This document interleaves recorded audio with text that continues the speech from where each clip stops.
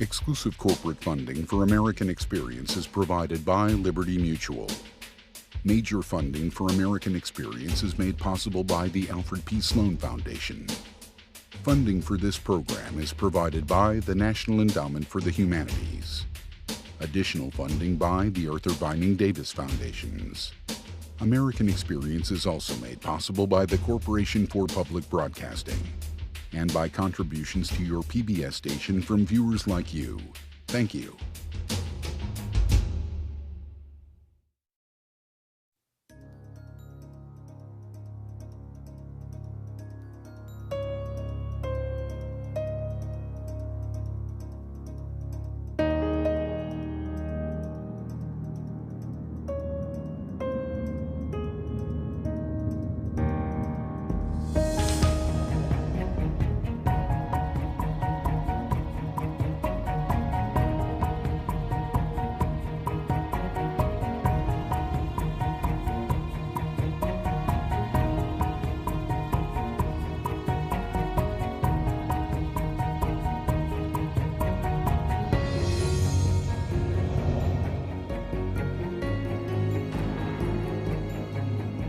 It's been called one of the 7 wonders of the modern world. A man-made waterway, 50 miles long, that forever altered the face of the earth. The Panama Canal exceeded any country's capacity. If in 1904 you asked me to put money, I would have said, no, it cannot be built. Nobody knew how this was gonna be done. The geographic location of Panama, the Isthmus of Panama, has always been coveted as a way of making the oceans meet.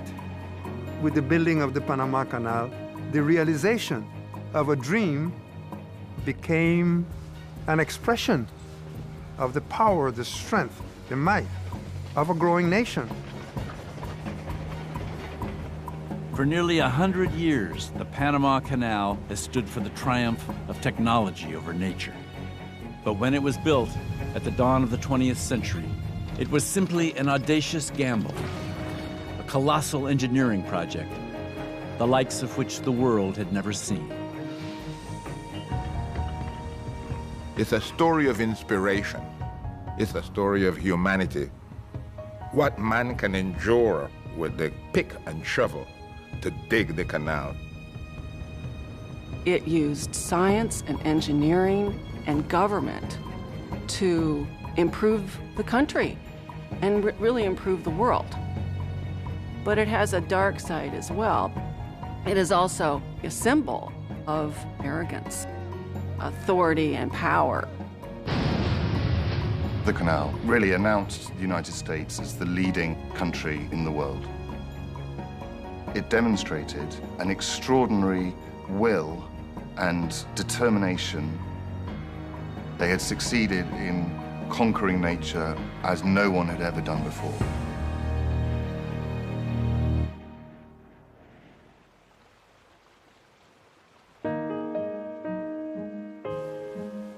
In early July 1905, an American steamship made its way towards the Isthmus of Panama, the narrow ribbon of land between North and South America and the 2 largest oceans in the world.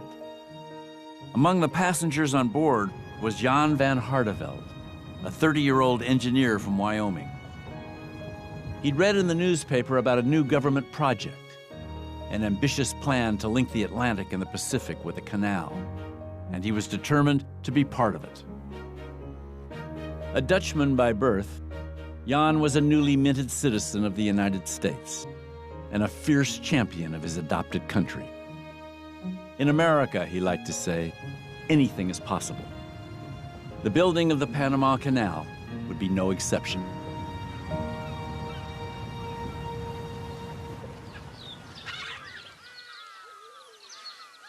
A heavy suitcase in my hand, the sweat rolling down my face.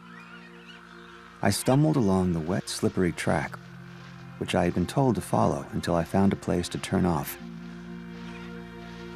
In the deep darkness, I seemed to have walked miles, and I never dreamed there could be such unearthly noises. To me, they sounded like the howling of demons. Well, I decided that turning back looked almost as hard as going on. So here I am. Jan van Hardenveld was just one of hundreds of young Americans now living on the Isthmus of Panama. They'd been arriving for months from San Diego, Cincinnati, Pittsburgh, Charlotte. Former railroad engineers and file clerks, and recent college graduates. All of them eager to be part of what one observer called America's mighty march of progress. At this particular moment, there's a lot of positive thinking going on in the United States. There are these sort of iconic structures, the Transcontinental Railroad, the Brooklyn Bridge, all of them accomplishing feats that naysayers had predicted could not be done. So there is this fascination with human triumph over adversity. Americans feel that we are at the cutting edge. The idea of building a Panama Canal seized the imagination of the American public. This was the great unfulfilled engineering challenge of the world. For nearly 400 years, people had dreamed of building a canal that would slice through the slender Isthmus of Panama and make the world's great oceans meet. The French had been the first to try. The year was 1880, and Ferdinand de Lesseps, the legendary builder of the Suez Canal, was looking for a second act. Well, Ferdinand de Lesseps was a great national hero who'd done this great, magnificent thing of building the Suez Canal. He was called Le Grand Français. He was endlessly appearing in the magazines, his beautiful wife and his lovely children. He was seen as incredibly virile. He was endlessly touring the country where he'd pull in huge crowds to come and see this, the hero of Suez. The thing about the Suez Canal was that it was a flat, level passage through a dry desert. It couldn't have been more different from the Panama Canal. If anything, Panama was the most difficult place in the whole world to build a canal. You've got really thick jungles full of snakes and, of course, mosquitoes that will give you malaria or yellow fever. And then you have deep, almost bottomless swamps. You've got the thick, heavy mountain range, and perhaps worst of all, you've got the Chagres River, which is one of the most volatile rivers in the world. Despite the warnings of experts who said it could not be done, de Lesseps directed his engineers to carve a canal through the isthmus. They spent the next 8.5 years locked in a losing battle against the jungle. Everything that could have gone wrong went wrong for the French of Panama. There were fires, there was flooding, there was an earthquake, there was continuous epidemic of yellow fever. There was a huge amount of corruption. When the crash of de Lesseps' venture finally came in 1888, it was thunderous. In less than a decade, more than £1 billion, about $287 million, had been all but squandered. Meanwhile, accidents and disease had claimed a staggering 20,000 lives, most of them West Indians who'd been imported to do the heavy labor. De Lesseps, the one-time hero of France, was bankrupted and only narrowly escaped prison. De Lesseps was broken.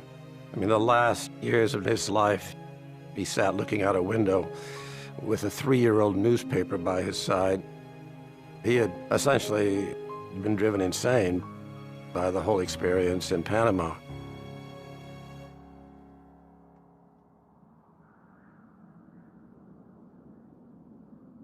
For 10 years, the spectacular failure of the French cast a pall over the isthmus. In the eyes of most of the world, Panama was a miserable sinkhole, a place synonymous with corruption, disease, and death. The Americans took a different view. No nation on Earth had more to gain from a canal than the United States.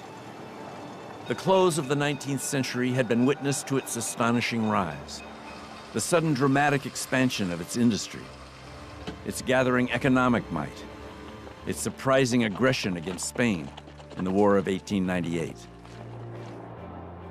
Now, on the threshold of the new century, the brash young country, barely 100 years in existence, was poised to become one of the world's great powers. To President Theodore Roosevelt, who took office in 1901, the canal was the obvious path to America's future. Roosevelt wanted American power to be projected outside of the North American continent, really for the first time. The key to this was, for him, the building of a Panama Canal, which could link the two oceans and provide a conduit for sea power. This was the crucial thing for him. He saw the canal essentially as the way to protect American interests, particularly American commerce. The United States was the #1 industrial power in the world. And when you begin to look at the world in those terms, then what you begin to think about was, how do you get from New York to the markets of Asia? This is the first time in American history where we start to think globally. To Roosevelt, the notion of an Isthmian canal, it's a key piece of the puzzle of world empire and a kind of providentially ordained world domination that the United States is meant to enjoy. Whoever could connect and have the two seas, the Atlantic and the Pacific, will be the global power. If we are to hold our own in the struggle for supremacy, Roosevelt insisted, we must build the canal. But the rights to the land in Panama proved difficult to negotiate. Panama was a small province of Colombia, and once the United States decided to build the canal in Panama, they tried to reach an agreement with Colombia. Roosevelt insisted on a huge amount of control over where the canal was to be built. However, the Colombian Constitution expressly forbids any sovereignty to be given away for any part of the country. And effectively, this is what the Americans were demanding. So the Colombians rejected the treaty. They not only rejected it, Colombian legislature rejected it unanimously. Roosevelt thought, we have one objective, and we're not going to allow this small little insignificant country get in our way. Roosevelt felt that the United States should be leading the way in improving the world, even if the bits of the world didn't necessarily want to be improved. So he had an option. Either he could just simply invade Panama and take it, which he considered doing. He sent spies to go and check out the possibility of achieving that. Or there was another option, and that was for Panama to declare its independence under the protection of the United States. As Roosevelt well knew, Panamanian elites had been plotting revolution for years. Now, with a nod from Washington, they made their move. On the morning of November 3rd, 1903, the rebels seized the isthmus. Aided by the well-timed appearance of an American gunboat in the harbor at Colon, their revolution was over by sundown. Its sole casualties, a foreign-born shopkeeper and a luckless donkey.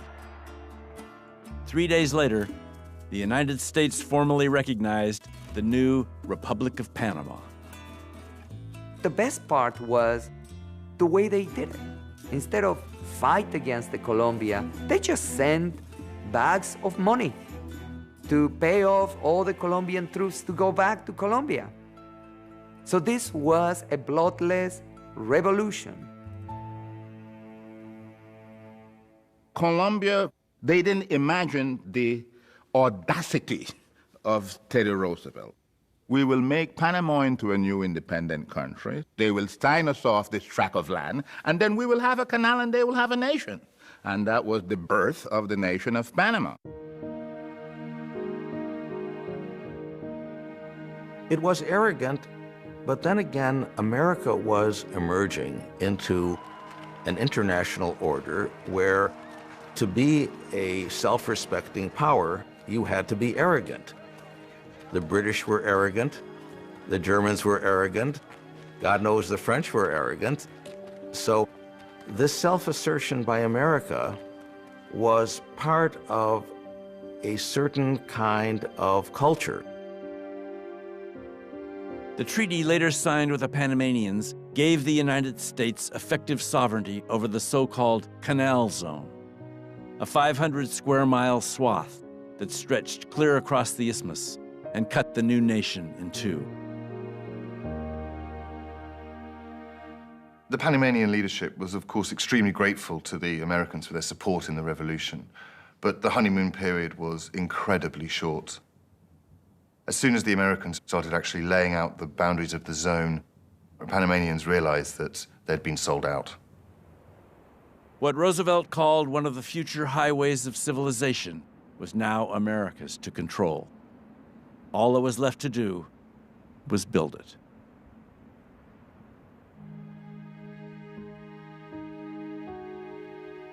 When the news of the Panama Revolution came through, it was immediately apparent that it was carried out with the connivance and with the support of the United States. And this left the public very confused and very divided. But there was a feeling that the underhand and internationally illegal way in which the Americans had contrived the revolution had somehow sullied America's reputation. There were headlines saying, "Might makes right." You know, we are just now like the Europeans who grab land whenever they want. And there was a feeling that something that had made the United States different, that had made it better than the other great powers, had been lost.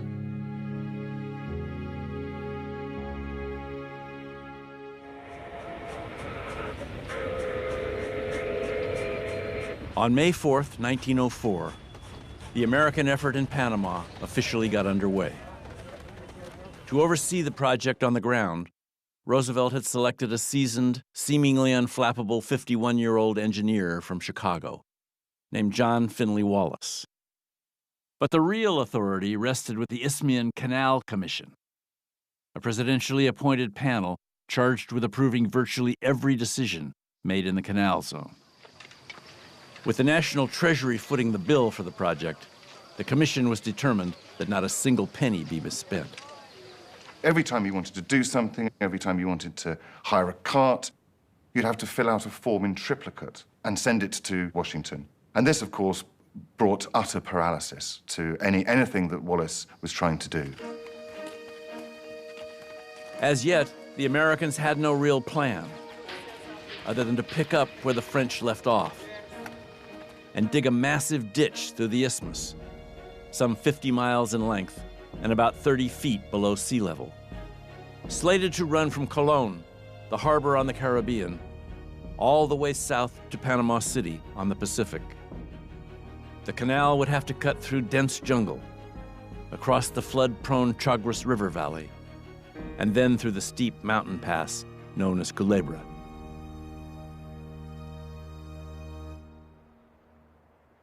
Wallace had only 3,500 men at his disposal.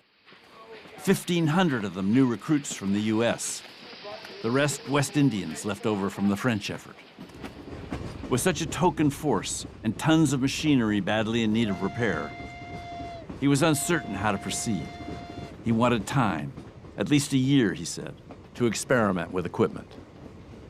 And all of the time, there was this huge clamor from back at home to make the dirt fly. Roosevelt wanted action. So, of course, Wallace had to start digging the minute he got there.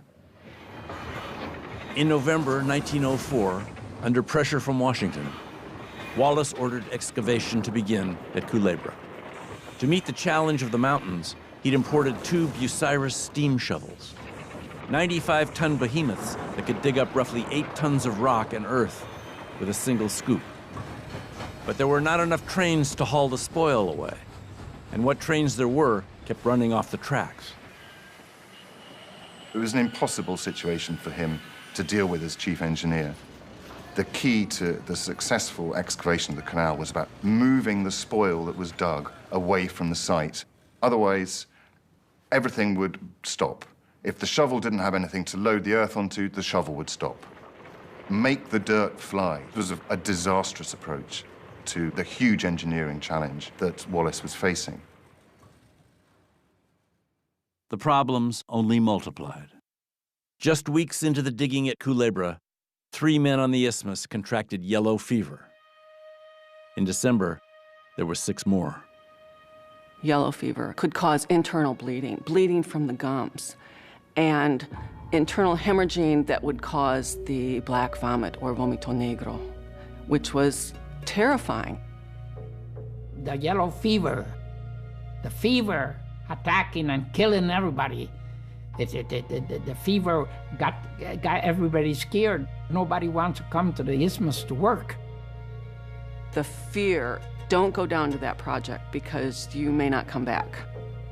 The horror that maybe death is stalking us the same way it stalked the French. Within 3 months, 500 of the Americans flee. In January, as the epidemic spread, Wallace tried to project confidence and made a show of riding around the canal zone with his wife. Then it became known that the couple had quietly imported 2 metal coffins. "I am thoroughly sick of this country and everything to do with the canal," one American wrote his mother. "Tell the boys at home to stay there, even if they get no more than $1 a day." By June 1905, nearly 3/4 of the American labor force had fled the isthmus. Overwhelmed and suffering from nervous strain, Wallace soon resigned his post.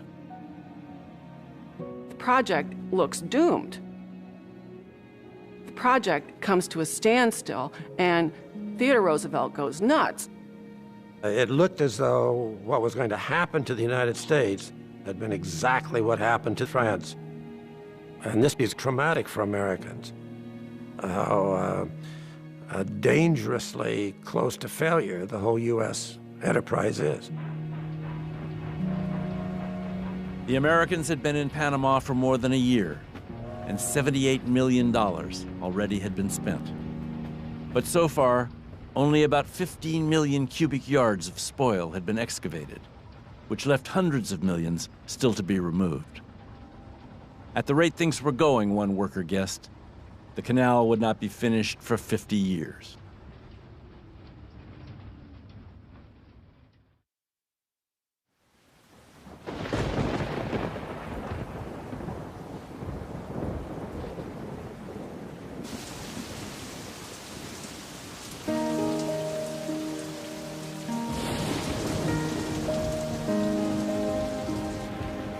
I'm convinced that there isn't a place in the world that can beat this isthmus for rain.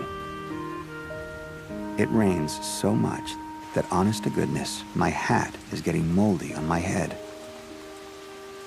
I haven't had on a dry pair of shoes in weeks.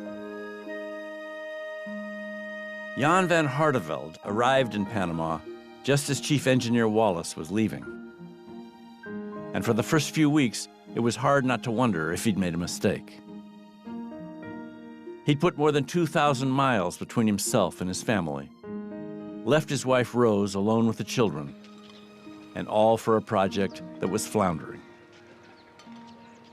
Dear Rose, the food is awful and cooked in such a way that no civilized white man can stand it for more than a week or 2. I grew careless last week, and before I realized it, I was one sick hombre. Stomach out of order and my blood full of malaria bugs.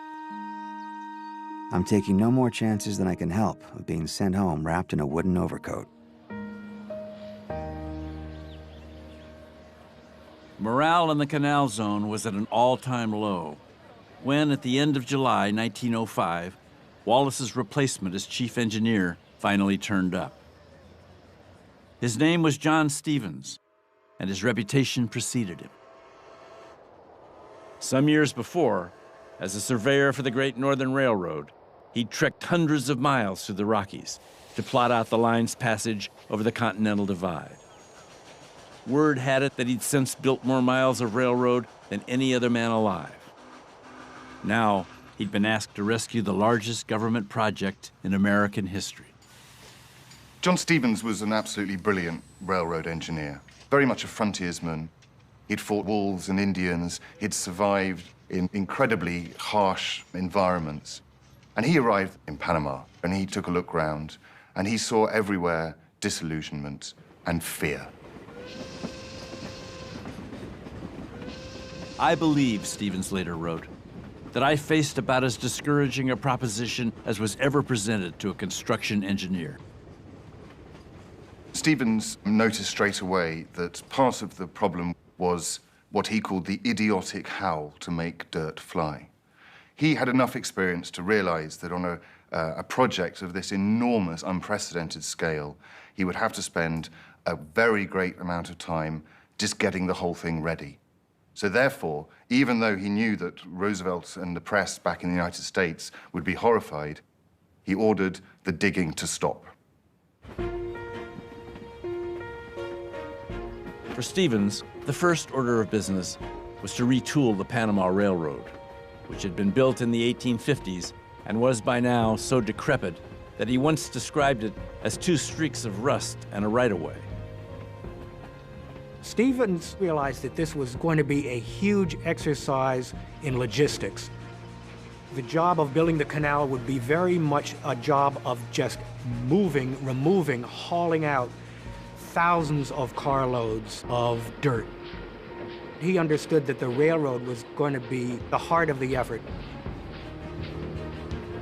In the system Stevens ultimately devised, the railroad would function as a giant conveyor belt, and its position would shift continuously to accommodate the work as it progressed.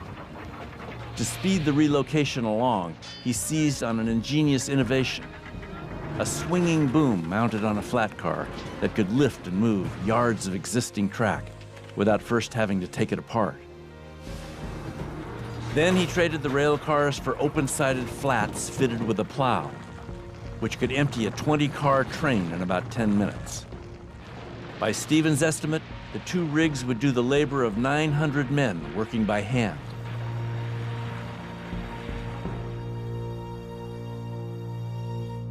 The cleverest little trick that he did was to plan the work so that the digging would start at either end of the 9-mile Culebra cut and move towards the middle, which was the highest point. This meant that when the empty spoil trains came into the cut, they would be climbing up to the shovels, and when they were full, they would have the benefit of the gradient to take away their enormous loads. Engineering at its simplest and most brilliant.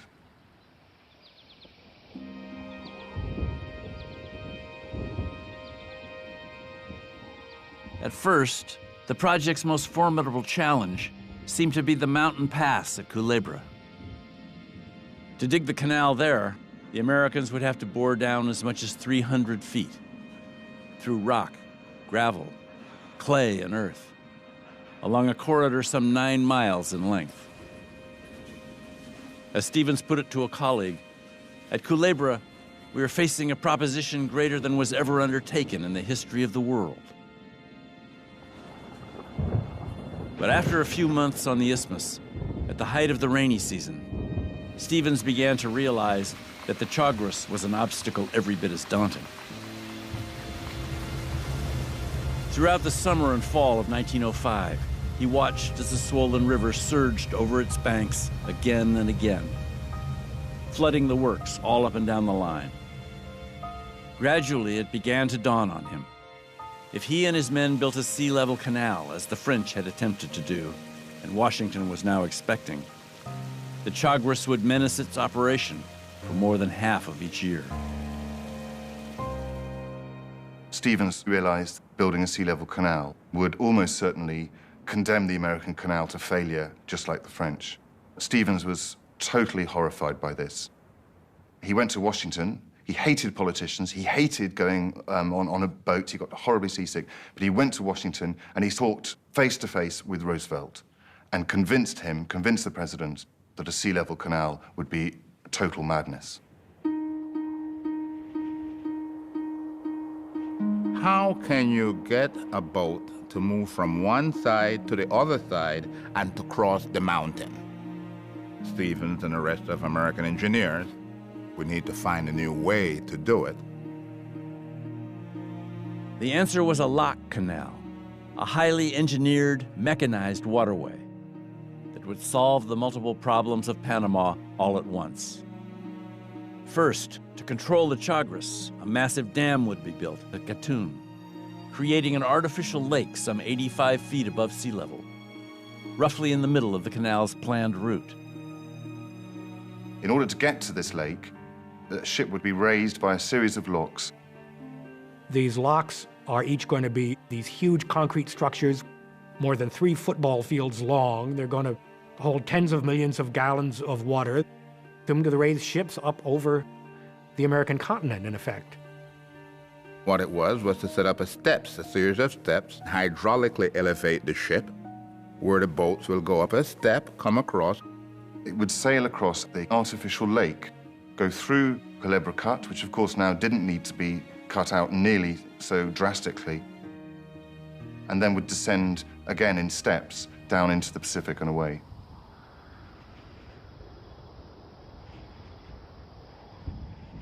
To build the lock canal in Panama, the Americans would not only have to dam the turbulent Chagres and create the largest artificial lake in the world, they also would have to design locks nearly 3 times longer than the longest ever constructed. The plan was wildly ambitious, but Roosevelt had backed it, and Stevens was confident it could be done. There is no element of mystery involved in it, Stevens reported to Washington. The problem is one of magnitude, not miracles.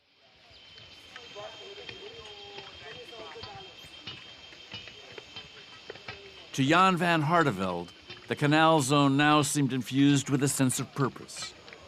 Assigned to supervise a work gang in the Culebra Cut, he spent his days building track for the spoil trains, while all around him, roads were being paved and streetlights installed. Wharves and warehouses built, dormitories and dining halls banged together. The time had come, he decided, to send for his family. Dear Rose, the slowness of work would be discouraging if I were not certain that our government can and will accomplish whatever it sets out to do. That is why, since you have made no objection, I have made my decision to stay. And I am happy to be able to tell you that the quartermaster has at last assigned me to married quarters. The house is an old one at Las Cascadas, the village where I am now working. It was the first house built here by the French and is marked house number 1. It was late winter 1906 when Rose packed up her belongings, said her goodbyes to Wyoming, and set off with her children for Panama. She hadn't laid eyes on her husband in more than half a year. She spent most of the voyage laid low by seasickness, but as their destination neared, she felt a sudden rush of enthusiasm. This will be our chance, she told her children, to be among those who make history. Your papa is helping to build the big canal, the waterway that has been in the minds of men for centuries. It will unite the 2 oceans, the Atlantic and the Pacific, and alter the course of the ships that sail upon them. This canal, when it is finished, will change the face of the earth.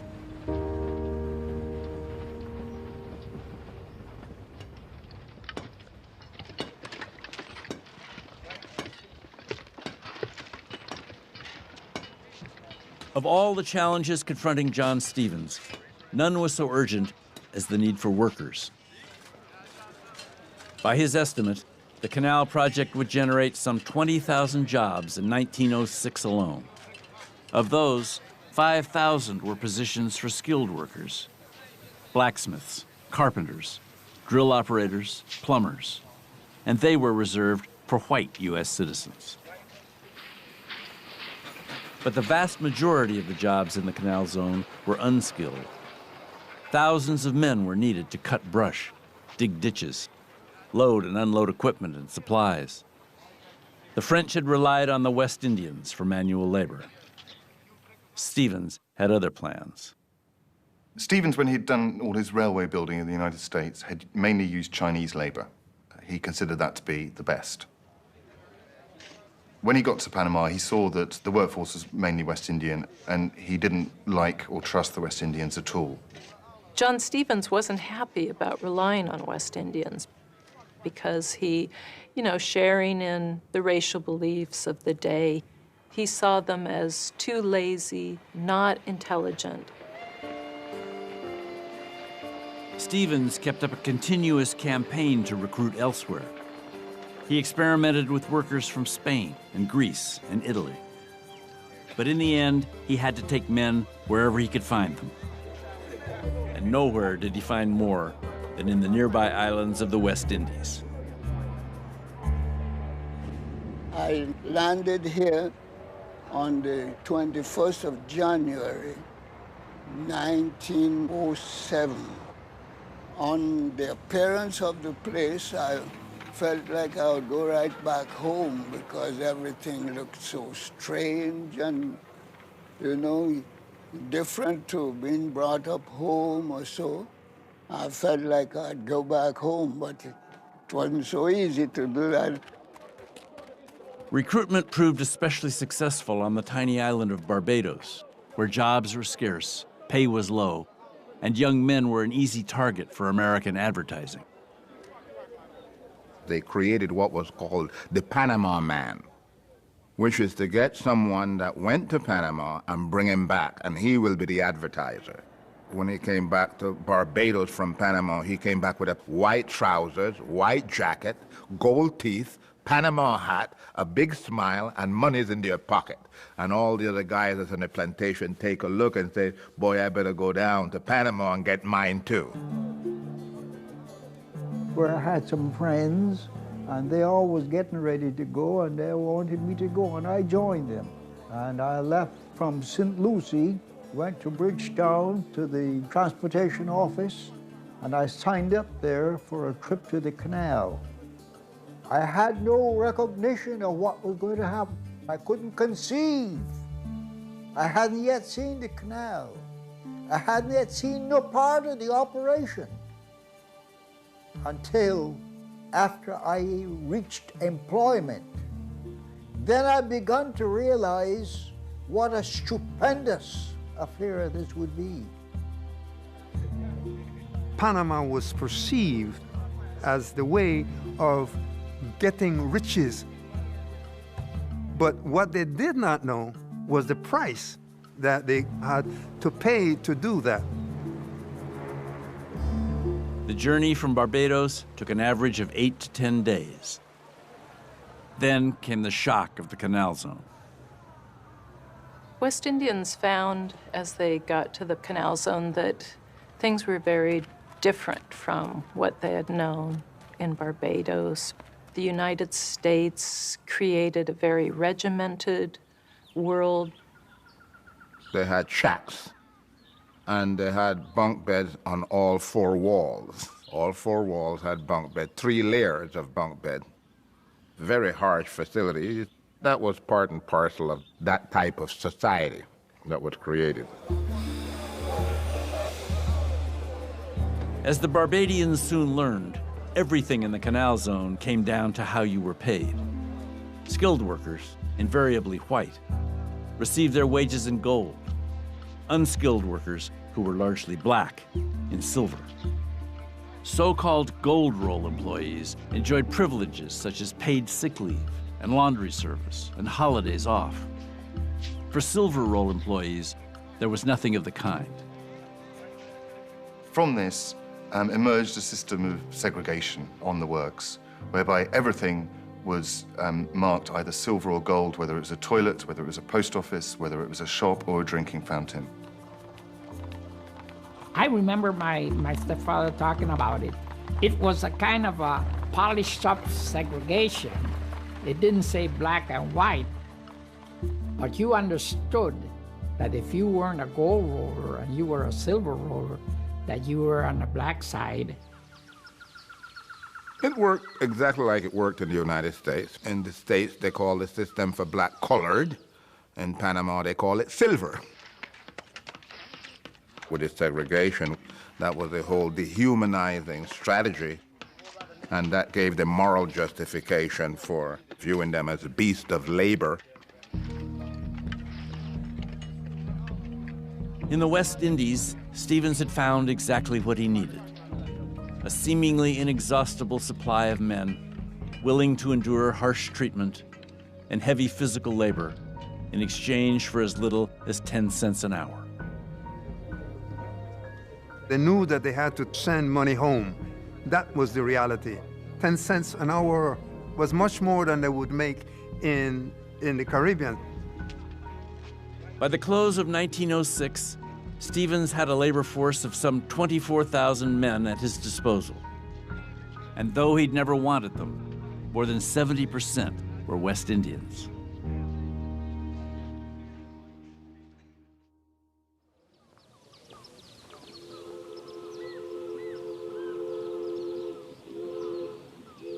Rose van Hardevelde had made her family whole again by coming to Panama.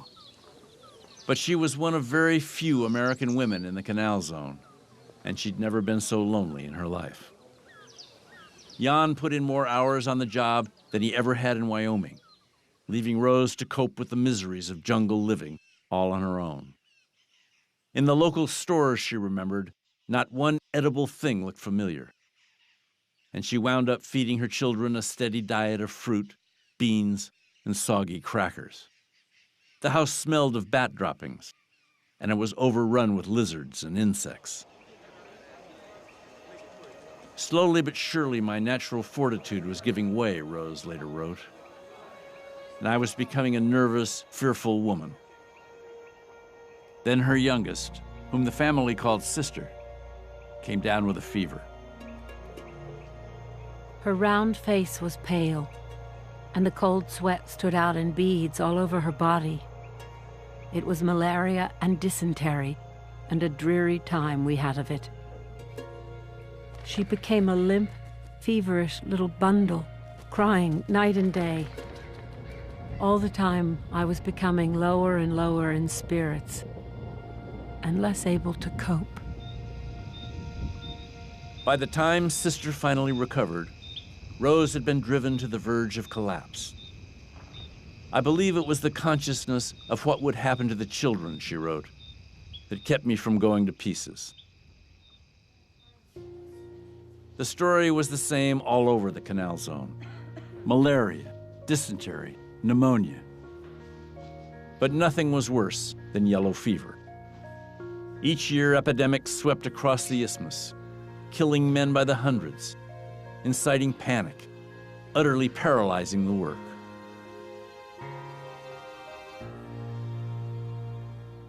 When the Americans arrived in Panama, it was obviously clear that there had to be a medical officer. And one of the leading yellow fever specialists was an army doctor called Colonel William Gorgas. Gorgas had made his name as a frontier doctor in the United States. And on one of his postings, he caught yellow fever. And he recovered. And thereafter, he was immune. And he decided to make it his life's work to battle this terrible disease. For centuries, yellow fever had been thought to be caused by filth, and efforts to combat the disease had revolved entirely around sanitation. But during a posting in Havana, Gorgas had developed a new protocol.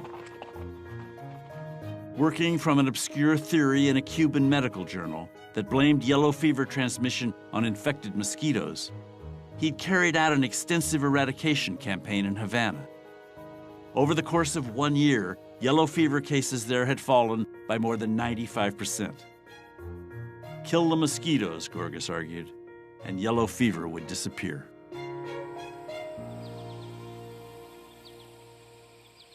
Gorgas arrived in Panama absolutely 100% convinced that the mosquito theory of yellow fever transmission was correct. Gorgas put a proposal together to implement a plan similar to that which he had done in Havana. His project was a lot bigger, though, because in Havana, he just had to clean up one city. But in Panama, he had to clean up 2 urban areas separated by 500 square miles of swamp and jungle. Gorgas put together a $1 million proposal and submitted it to the Panama Canal Commission. And they approved $50,000. $50,000. They just didn't get what he was trying to do. The gentlemen of the commission simply didn't believe the mosquito theory. They called it the various balderdash. There was a feeling that we needed a sensible doctor, not this sort of crazy Gorgas with his wild mosquito theories. And actually, one of the leaders of the Canal Commission tried to get him fired and replaced with a friend of his who was actually an osteopath with no experience of tropical medicine at all. On the eve of Gorgas's dismissal, President Roosevelt received a visitor at his home at Oyster Bay, his personal physician, Dr. Alexander Lambert. "You are facing one of the greatest decisions of your career," Lambert told him. "If you fall back on the old methods, you will fail, just as the French failed. If you back Gorgas, you will get your canal." Lambert appeals to Roosevelt's ego. And he says, this canal is your project, and it's your choice. And Roosevelt buys it. He says, get behind Gorgas and give him the authority and the resources he needs. And so mosquito eradication can begin in earnest. With the blessing and backing of Chief Engineer Stevens, Gorgas launched the most expensive public health campaign in history. William Gorgas is an Army officer, so the cleanup effort was conducted with military discipline and precision. He spends $90,000 on screening. He goes about screening off patients so that mosquitoes cannot bite them and transmit their case of yellow fever. And he goes about fumigating the houses throughout the canal zone to kill adult mosquitoes.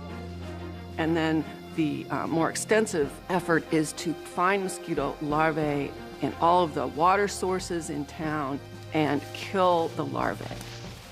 Gorgas had discovered that if you pour oil on top of the water, you smother the mosquito larvae. He called them wrigglers.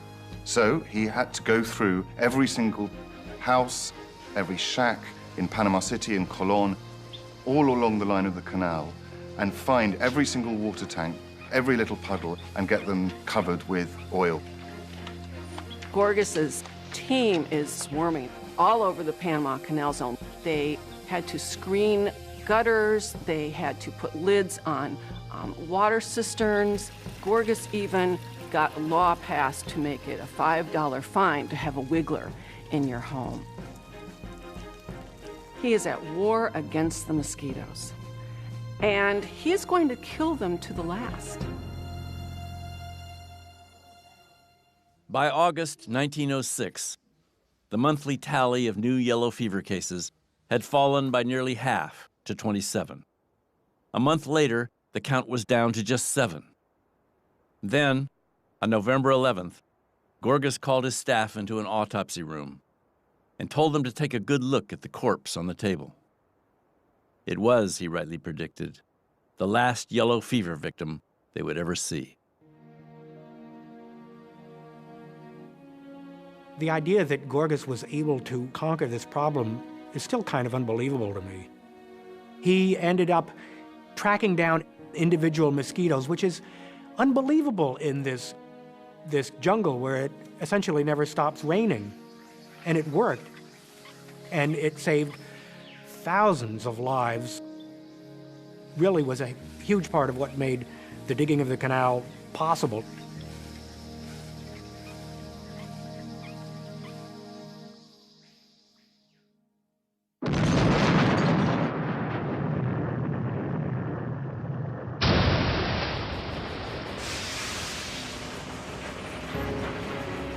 By the fall of 1906, Stevens' carefully designed excavation system was running at peak efficiency.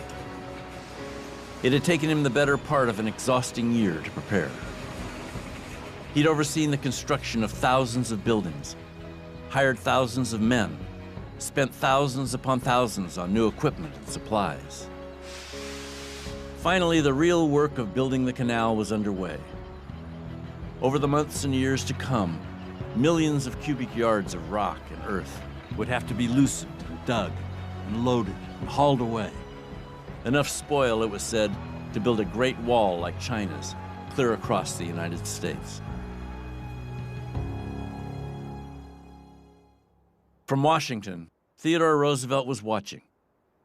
Despite the progress in Panama, his pet project lately had come under fire, with critics howling about alleged graft and corruption, and American boys supposedly ruined by prostitution and drink. What the president needed now was a news story for the nation's front pages. He's got a very big PR problem. But if anyone knew how to deal with a PR problem, it was Theodore Roosevelt. And Roosevelt decides that he'll go down to Panama and see what's going on firsthand. And it's the first time an American president, while in office, leaves the United States. I want to see how they're going to dig that ditch, how they're going to build that lock, how they're going to get through that cut, Roosevelt told the press. It's a business trip. I want to be able to tell people as much as I can about the canal. TR's trip to Panama tells you a lot about his mastery of new media. He knows that if he goes to Panama, it will be a media event. Newspaper reporters are doing stories on exactly what his stateroom looks like on the ship, where he's going to stop along the way. You know, even before he gets to Panama, it has captured the attention of the country. The presidential vessel dropped anchor at Limon Bay on November 14th, 1906, an entire day ahead of schedule. Everything had been scrubbed and whitewashed and made ready for his visit. And there were choirs lined up, there were balls and parties. But even before the welcoming party started up their songs, he was already on the isthmus. He'd snuck away from his boat and was poking around in the hospitals and in the barrack rooms. Roosevelt was determined that nothing would be hidden from him. He deliberately went when Panama was at its wettest. And it rained and rained and rained, as it only can in Panama. The rains are coming down, and he's, saying that's bully great to have so much rain because he wants to see Panama at its worst. Everywhere he went, he would make impromptu speeches, urging the workforce to be men and to fight for this fantastic achievement that would cover the United States with glory. He made the men that were building there feel like they were special people. Give them pride of what they were doing for the United States. He had this amazing energy. The people who were designated to show him around were totally exhausted after the first few hours. For Roosevelt, the biggest draw in the canal zone was the Culebra Cut, where each month Stevens and his crew set a new excavation record. He got his look early on the second day. With a flock of newspaper photographers hard on his heels, he marched up to one of the mammoth Bucyrus steam shovels, asked the operator to slide over, and hoisted himself into the driver's seat. One of the most famous photographs ever taken of a United States president. It's a great photo that really announced the key themes of the United States in the Canal Zone.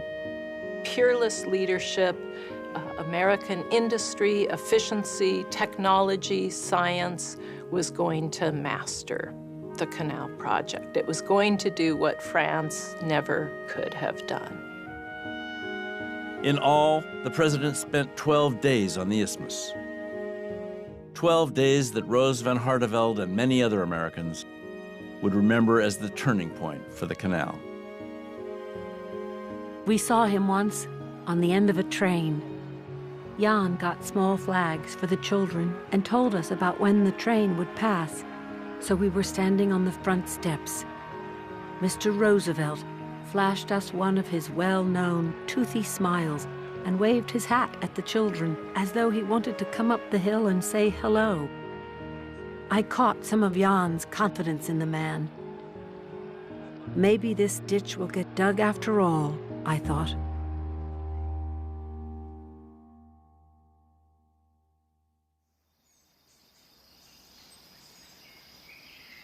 Late on the night of January 30th, 1907, 18 months into his tenure, and at the close of yet another 14-hour day, John Stevens sat down at his desk in his office near Culebra and composed a letter to Theodore Roosevelt. "Mr. President," he wrote, "you've been kind enough on several occasions to instruct me to address you directly and personally, and I will in this case. The honor, which is continually being held as an incentive for being connected with this work, appeals to me but slightly. To me, the canal is only a big ditch." It was an extraordinary thing to send to a president. He said he didn't like Panama. He never wanted the job in the first place. He'd had enough, and he wanted to go and do something far more lucrative elsewhere. Roosevelt looked at this letter and was absolutely furious. He'd been in Panama talking to the workforces that they were all martial soldiers, they must stick to their tasks. And now the leader that he had backed was resigning. But I think Stevens was utterly exhausted. And the incredible scale of the problems that he inherited from Wallace, really, it's amazing that he lasted as long as he did. Wallace had worn out and quit. Stevens had worn out and quit. Roosevelt basically said, I want a military man who can't quit until I tell him he can quit, who has absolutely no choice. That's how it's got to be from now on. And that's what he got in Goethals. George Washington Goethals was 48, an expert in hydraulics, and one of the finest engineers in the Army Corps. He was also, as Roosevelt now made plain, the chief engineer who would see the canal through to completion. As Goethals told a friend, it's a case of just plain straight duty. He arrived on the isthmus in late March 1907.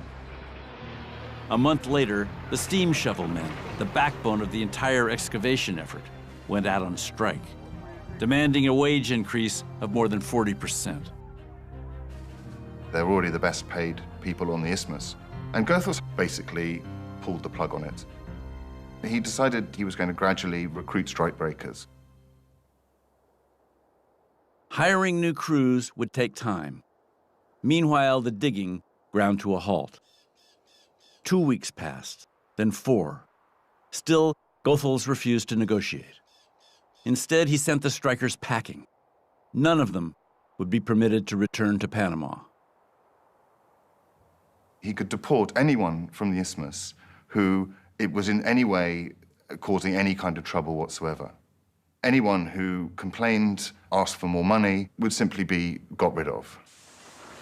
By the time the Bucyrus shovels finally went back to work in July, manned by new operators, Goethals had made his point. As he later put it, the outcome showed conclusively that defection by any one class of men could not tie up the whole work. George Goethals became known as the Tsar of Panama. He not only ran the engineering effort, he also ran the canal's own government, the post office. Everything reported directly to him. He had total power on the isthmus. His express mission was that everything was subservient to getting the canal made.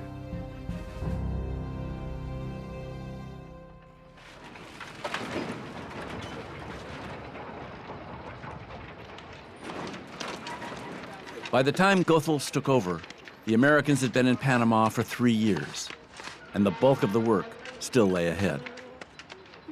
On both the Atlantic and Pacific sides of the isthmus, the lock basins had yet to be dug, and the locks themselves constructed. At Gatun, the site where the Chagres would be dammed to form the lake, a foundation of solid rock had to be laid before building could even begin. Meanwhile, to keep the river from continually flooding the works at Culebra, a massive dike had to be put up at Gamboa.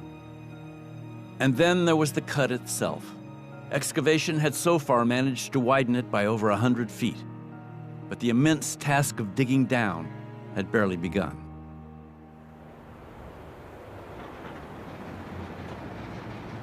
With Goethals in charge, the Culebra Cut would become a round-the-clock operation, with as many as 6,000 men at work at any given time. If we arrived there now, I think the first thing would strike us would be the noise. There would be maybe 300 drills going. There would be 60 or 70 shovels, each with 3 or 4 trains. There were constant explosions. And all of this noise would reverberate off the walls, as well as the noise was immensely hot, up to as much as 120 degrees. Very soon it became known as Hell's Gorge. And more than anything, it was incredibly dangerous. The Culebra Cut was the most challenging part to dig because you had to get down through so much earth that became so much mud when it rained, as it did almost nonstop for 9 months out of the year. And there were just constant landslides. They'd hear this tooting of the whistles blaring out, and they'd know that something went wrong, a slide. So they had to use pick and shovels to dig them out. They knew that the next slide could come down on them too and bury them too. The mountain didn't want to be crushed the way they did it, and the mountain fought back. The slides came without warning, again and again, wiping out months of work in an instant, twisting track and machinery beyond recognition, literally burying men alive. Nearly all the victims were West Indians. There were no safety guidelines. There was no labor guideline. Every day, men die. It was a regular situation. So now they have to bring in more men, and more men, and more men. Assigned to the most punishing and hazardous work in the cut, the West Indians were the ones on the ground, hauling lumber and ties, shoveling earth, laying the dynamite that was used to blast through the mountains.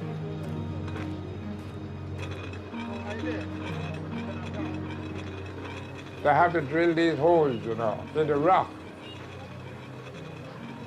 And after they get down to a certain depth, they fill it with dynamite.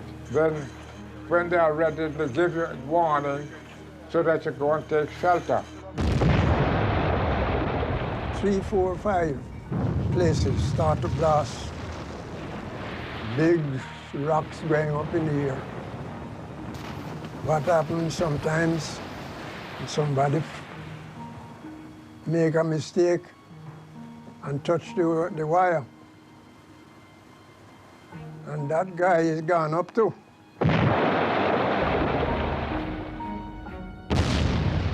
It happened a Sunday morning when the pick car was there paying men. Pick car and all was in the explosion. A couple of hundred men in that, a couple of hundred men. Like you see bits of men here and a head yonder, and oh, they were picking it up for days. Boy, that wasn't an easy day, I tell you. Sunday morning.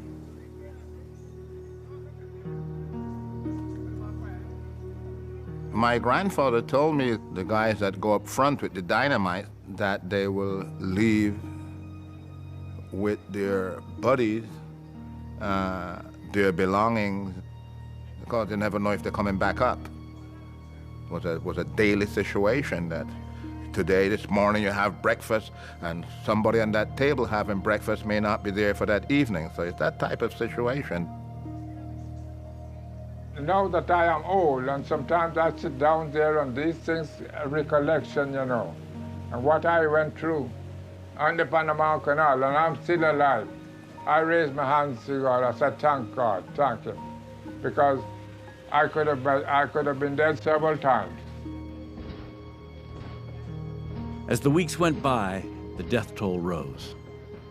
Eventually, Goethals had the railroad tracks extended all the way out to Mount Hope Cemetery so that the bodies could be buried more easily. Meanwhile, with each passing month, the cut at Culebra grew deeper.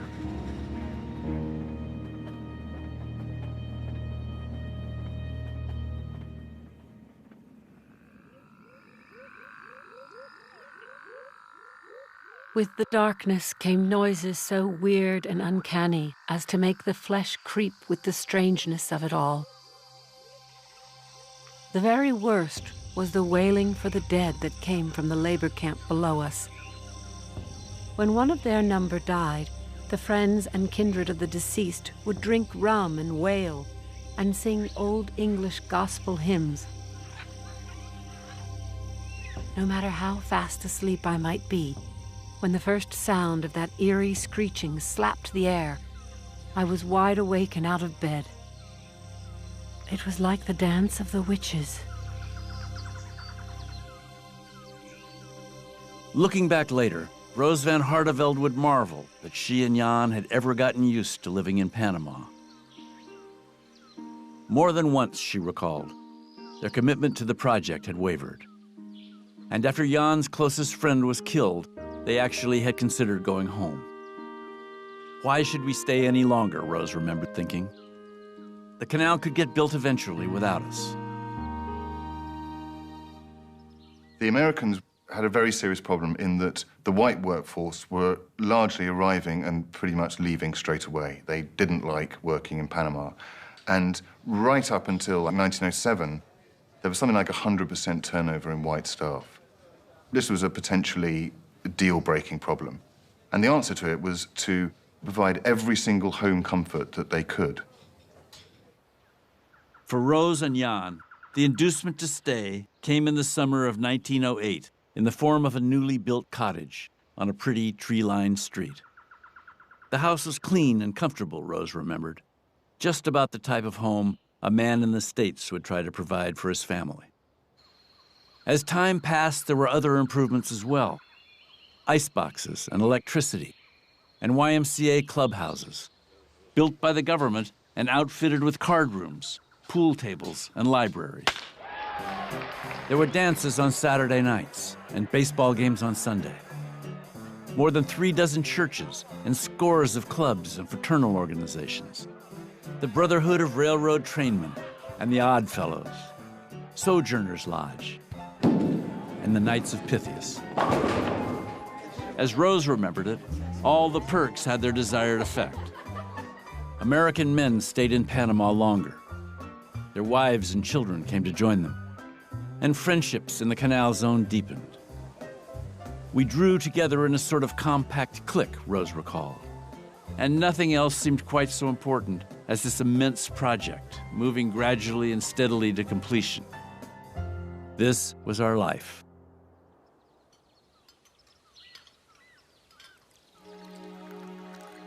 The canal project increasingly became looked upon by Americans as kind of a utopian representation of the United States.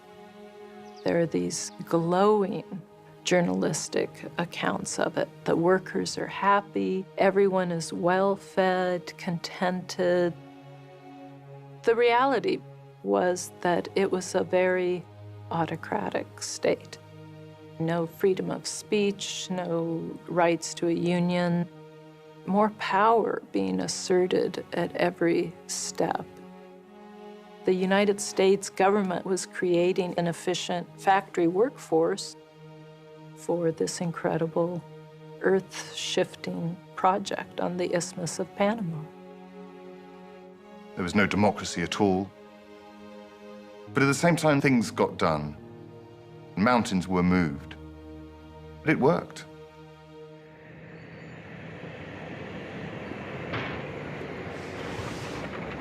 By 1911, the Americans were finally making real progress on the canal, and headlines all over the world.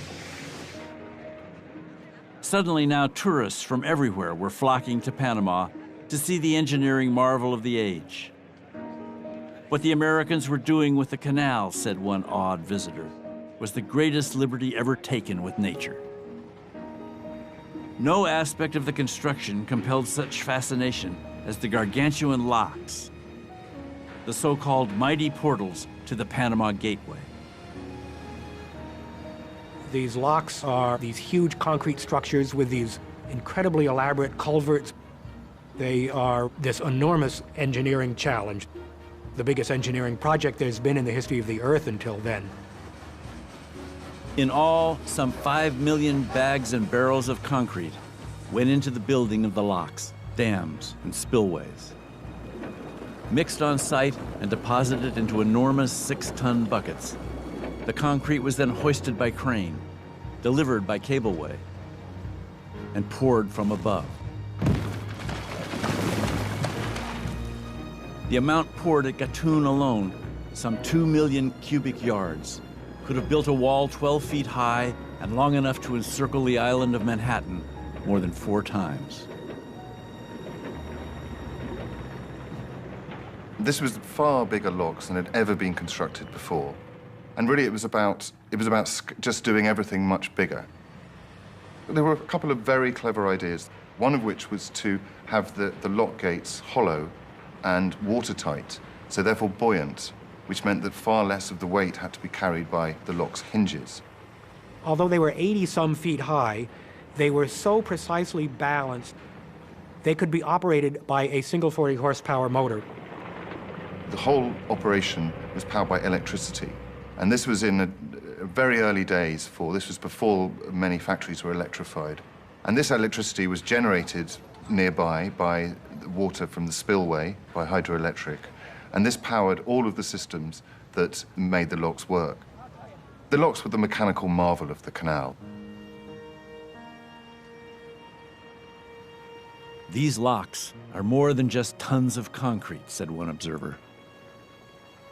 They are the answer of courage and faith to doubt and unbelief. In them are the blood and sinew of a great and hopeful nation, the fulfillment of ancient ideals, and the promise of larger growth to come.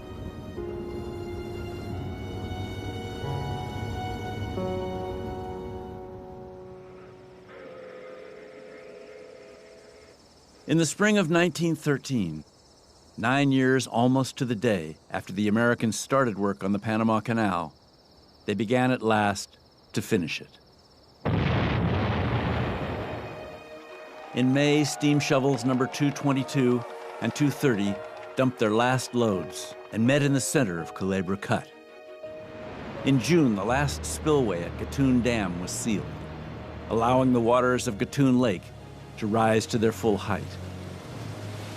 In August, the dikes at either end of the line were blown, and the oceans rushed inland to the gates of the locks. In September, the first trial lockage was made, from the Atlantic harbor at Cologne all the way up to the lake. By summer's end, there was only one remaining dry span in the channel, the 9-mile stretch of Culebra Cut. And that was to be flooded on Monday, October 10th.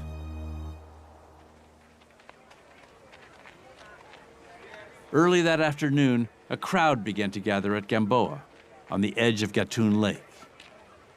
Workers and their families, visiting dignitaries from the United States, tourists from as far away as Europe and East Asia. At 2 p.m., in a stunt devised by a newspaperman, President Woodrow Wilson was scheduled to push a button at his desk in the White House, releasing by telegraph a current that would blow up the Gamboa dike and send the waters of Gatun Lake rushing into the cut. We could easily see the dike with men still working around it. Not many yards to one side was the gash of the cut. Not very deep here.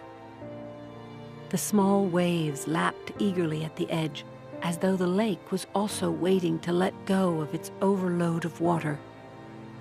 Tension mounted. As Jan van Hardenveld put it to Rose, the event would either be a historic success or a historic failure. No one knows. At Gamboa, the clock struck 2. There was a reverent silence. No one spoke at all. There was a low rumble, a dull, muffled boom.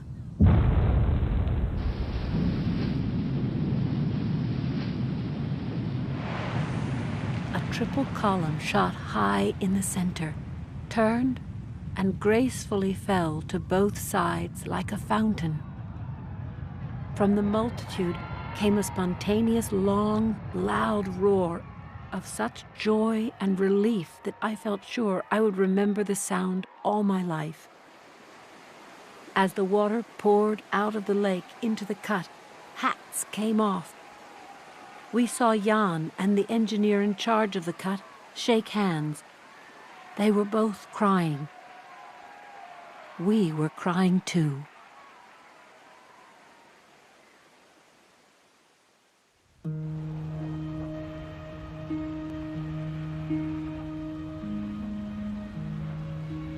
The canal's official opening was scheduled for August 15th, 1914. 12 days before, a ship called the Cristobal made a final practice run and became the first seagoing vessel ever to successfully cross from the Atlantic Ocean to the Pacific through the Panama Canal. It's pretty amazing going through the locks. You nose forward into this space, then 26 million gallons of water pour by gravity through underground culverts into that lock and raise you up 30 feet or so. It's an amazing, beautiful, dramatic experience. And when you're on the ship and you feel it rising up and you move, you feel it rising up, and you're witnessing what's happening. Your ship climbing a mountain. I mean, that is mind-boggling. It had taken 10 years of ceaseless grinding toil, an outlay of more than $350 million, the largest single federal expenditure in history to that time, and the loss of more than 5,000 lives. But the successful completion of the Panama Canal had defined the United States to the world and announced the arrival of a new power for the new century. It was a symbol to Americans. This is what American power, technological know-how, determination, managerial organization, all of those things that Americans prided themselves on and still do to a certain extent. This is what it can do for the whole world. After 500 years of people dreaming, now it was done. Atlantic and Pacific Oceans were forever united.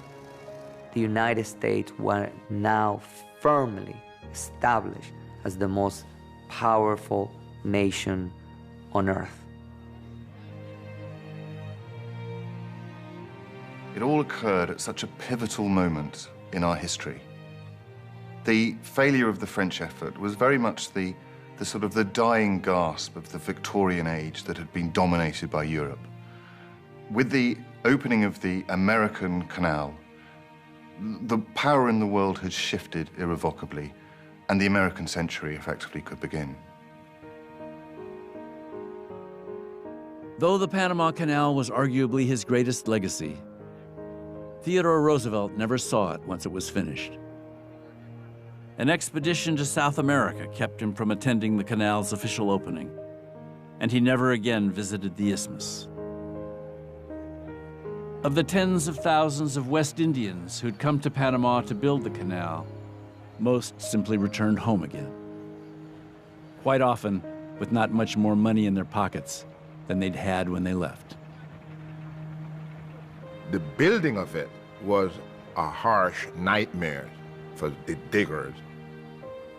But it's one of the wonders of the world, and it's with pride that my grandfather and his contemporary look across at that, knowing that it's one of the biggest enterprises that the world has ever seen, and that they have participated in that. They did it.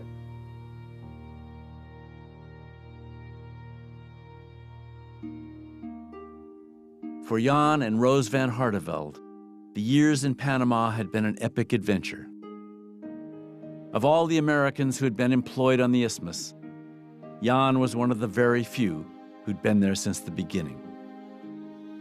And as Rose remembered, the award he'd earned for long service, the Roosevelt Medal, was always in his pocket.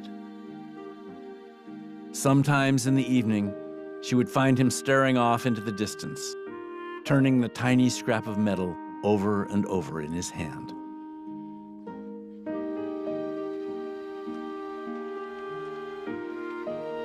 I couldn't help thinking of those who worked beside me, who lost their lives. I thought of the many times when I nearly gave in to doubts that the canal could ever be completed, that it was ever meant to be.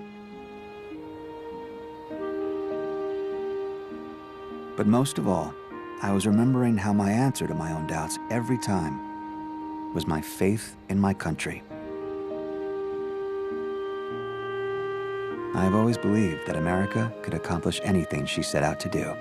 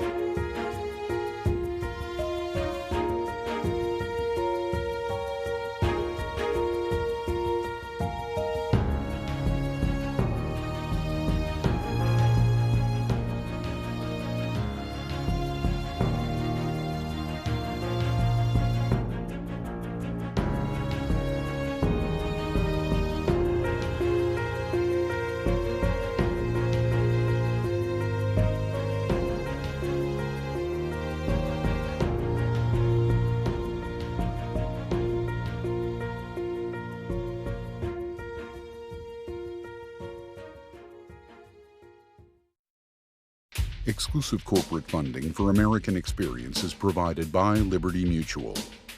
Major funding for American Experience is made possible by the Alfred P. Sloan Foundation.